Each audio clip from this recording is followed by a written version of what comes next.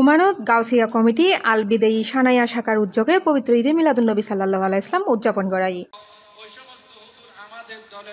সেপ্টেম্বরের 11 তারিখ বৃহস্পতিবার রাতে 9টায় ওমান বিদাইয়া সানাইয়া 2 নম্বর রোড এলাকাত এই মিলাদ মাহফিল আয়োজন করা হয়। এন্ডে মোহাম্মদ শিবলি আল নুমানের সভাপতিত্বে সঞ্চালনা করে মোহাম্মদ সেলিম এবং প্রধান অতিথি হিসেবে আসিল ওমান গাউসিয়া কেন্দ্রীয় কমিটির সাধারণ সম্পাদক মোহাম্মদ রুকনউদ্দিন।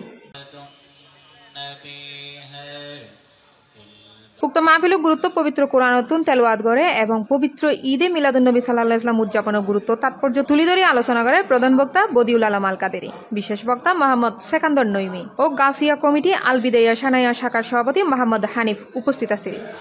বৃহস্পতিবার ও শুক্রবার সহ প্রায় প্রতিদিনই বিভিন্ন শাখা প্রোগ্রাম থাকে।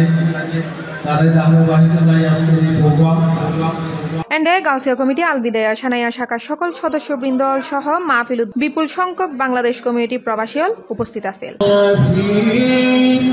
মিলাদ কিয়াম শেষে দেশ, জাতি ও বিশ্ব মুসলিম উম্মার কল্যাণ কামনায় দোয়া ও মুনাজাত করা হয়। পরে উপস্থিত বিপুল সংখ্যক অতিথি অলর মধ্যে তবরুক বিতরণ করা হয়। C plus TV, Chittagong.